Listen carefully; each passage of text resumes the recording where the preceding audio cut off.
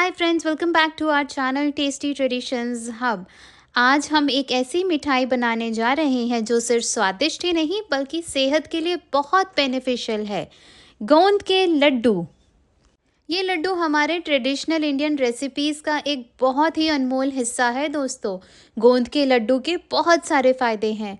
ये immunity boost करते हैं, जॉइंट पेन को रिड्यूस करते हैं और बॉडी को बहुत वार्म देते हैं, स्पेशली ठंड के दिनों में। प्रेग्नेंट और ब्रेस्ट फीडिंग मदर्स के लिए भी ये बहुत बेनिफिशियल होता है। आज की हमारी वीडियो में हम डिस्कस करेंगे कि आप कैसे घर बैठे परफेक्ट गोंद के लड्डू बना सकते हैं और इसे अपनी डेली डाइट में किस तरीके से शामिल कर सकते हैं। तो आइए शुरू करते हैं। सबसे पहले लड्डू बनाने के लिए हमें जो जो सामान चाहिए हम उन सभी इंग्रेडिएंट्स को इकट्ठा कर लेते हैं और अपने पास रेडी रख लेते हैं। गोंद के लड्डू बनाने के लिए हम इन सभी इंग्रेडिएंट्स का यूज़ करेंगे। यहाँ पे हमने 150 ग्राम्स के करीब गोंद लिया है। ये यहाँ पे हमने कीकर गोंद लिया है दोस्तों, और कीकर गोंद को हमने फाइनली ग्राइंड कर लिया है मिक्सी के अंदर। उसके बाद यहाँ पे हमने 100 ग्राम्स के करीब फूल मखाने लिए हैं, जिसको हम फॉक्सनट भी कहते हैं। उसके बाद यहाँ हमने 1 केजी के करीब गेहूं का आटा लिया है। उसके बाद यहाँ पे हमने 2 केजी के करीब घी लिया है।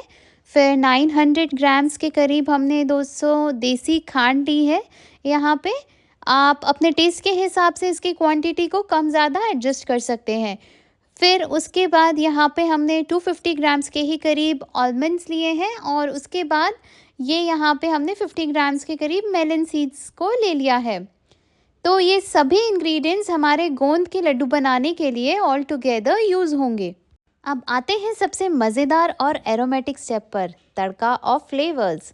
सबसे पहले कढ़ाई को मीडियम फ्लेम पर गरम करेंगे और उसमें डालेंगे शुद्ध घी। घी की वो खुशबू से भरपूर एरोमा आते ही हम इसमें सबसे पहले फ्राई करेंगे अपने फूल मखानों को, जो कि हम फॉक्सनट कहते हैं। दोस्तों, अगर आप फूल मखानों की जगह गोंद को पहले फ्राई करेंगे तो आपका जो घी है वो थोड़ा सा पॉल्यूटेड या थोड़ा सा काला काला दिखने लगेगा। तो इसीलिए हम प्रेफर करते हैं कि सबसे पहले फॉक्सनट को फ्राई करें और उसके बाद फिर गोंद पर आएँ। तो ये सभी मखानों को हमने यहाँ पे इस तरीके से फ्राई कर लिया है, और इस तरीके से हम ये सारे मखानों को एक कंटेनर में अंदर निकाल लेते हैं। दोस्तों, याद रखिए कि ये जो मखाने हैं हमें थोड़े से जब तक ब्राउन होते हैं तभी कंटेनर के अंदर निकालने हैं। अब ये यहाँ पे हमने सेकेंड लॉट हमारे फूल मखानों का घी के अंदर डाल दिया है। अब हम इसको फ्राई कर लेंगे। इन मखानों को हमें ब्राउन होने तक इसीलिए भी फ्राई करना है दोस्तों, क्योंकि हमें ये भी इंश्योर करना है कि घी के अंदर हमारे मखाने थोड़े से क्रिस्पी रहें, ताकि जब ये थोड़े ठंडे हों हम इनको अच्छे से मिक्सी के अंदर ग्राइंड कर पाएँ। फूल मखानों के बाद यहाँ पे हम गोंद को घी के अंदर इस तरीके से डालेंगे। गोंद को हम इस तरीके से दूर दूर स्प्रेड करके इसीलिए डालते हैं दोस्तों, ताकि सारा गोंद एक साथ एक ही जगह पर चिपक ना जाए एक दूसरे से, या एक ही जगह पर इकट्ठा ना हो जाए। तो इसीलिए ये बहुत ज़्यादा ज़रूरी हो जाता है कि हम गोंद को दूर दूर ऐसे स्प्रेड करके डालें घी के अंदर। और जैसे ही हमें अपना गोंद थोड़ा सा ब्राउन होता हुआ दिखता है घी के अंदर, तो हम उसको इस तरीके से कंटेनर के अंदर निकाल लेते हैं।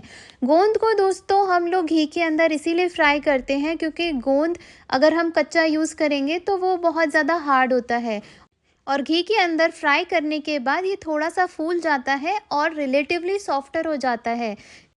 तो अब यहाँ पे हम अपने गोंद का सेकेंड लॉट डाल देते हैं। जैसा कि हमने आपको शुरुआत में बताया था कि कीकर गोंद हमने 150 ग्राम्स के करीब लिया है, तो हम सारा गोंद एक ही साथ नहीं डालते हैं घी के अंदर, क्योंकि हमें ये इंश्योर करना होता है कि अच्छे से जो गोंद है वो स्प्रेड करके ही हम घी में डालें। अब यहाँ पे हमारा ये वाला लॉट का भी गोंद ब्राउन होना शुरू हो गया है, तो हम इसको इस तरीके से सेपरेट कंटेनर के अंदर यहाँ पर इस तरीके से निकाल लेंगे। और गोंद को दोस्तों हम लोग उसी कंटेनर के अंदर डालते हैं जिसमें कि हम बाद में सारे इंग्रेडिएंट्स को ऐड करके अपने लड्डू का फाइनल मसाला तैयार करेंगे। अब हमारा सारा का सारा गोंद जो है वो अच्छे से फ्राई हो गया है और हमने उसको कंटेनर के अंदर निकाल भी लिया है। गोंद को तलने के बाद दोस्तों जो हमारा घी है वो थोड़ा-सा काला हो जाता है, तो आपको इसमें बिल्कुल भी घबराने की या डरने की ज़रूरत नहीं है, क्योंकि इसी सेम घी के अंदर हम लोग अब आटे को ऐड करके और आटे को घी के अंदर भून लेंगे। तो ये सारा का सारा 1 किलो के करीब हमने जो आटा लिया था उसको हमने यहाँ पे डाल दिया है घी के अंदर, और इस तरीके से हम दोस्तों आटे को भूनना शुरू करेंगे अच्छे से। और हमें तब तक आटे को धीमी आंच के ऊपर इस तरीके से भूनना है जब तक कि ये ब्राउन कलर का ना हो जाए। तो आटा हमें इंश्योर करना है कि भुना हुआ ही हो और कच्चे आटे से हम लड्डू ना बनाएं। तो इसमें दोस्तों समय ज़रूर लगेगा, बट आपका अगर आटा बहुत ही अच्छे तरीके से भुन जाता है तो यकीन मानिए आपके लड्डुओं का स्वाद अलग ही लेवल पे होगा, बहुत ही ज़्यादा स्वाद जो है वो निखर जाएगा। तो इस तरीके से हम आटे को जो है लगातार भूनते रहेंगे कम आंच के ऊपर। कम से भी कम दोस्तों आपको इस आटे को कम गैस के ऊपर लगभग 15 से 20 मिनट के करीब भूनना है, जब तक ये ब्राउन नहीं हो जाता है।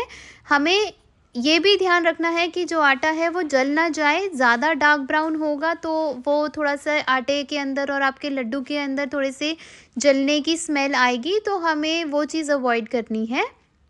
और एक और चीज़ है दोस्तों कि आटे को भूनते समय अगर हमें लगता है कि हमारा आटा काफ़ी ज़्यादा ड्राई है, तो हम थोड़ा-सा उसमें घी ऐड कर सकते हैं, तो उसमें कोई भी प्रॉब्लम नहीं है।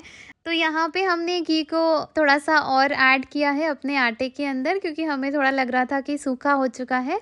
तो इस तरीके से हम उसको डालने के बाद में चलाते रहेंगे, और जब तक चलाते रहेंगे जब तक कि हमारा ये आटा जो है वो अच्छे से भुन नहीं जाता।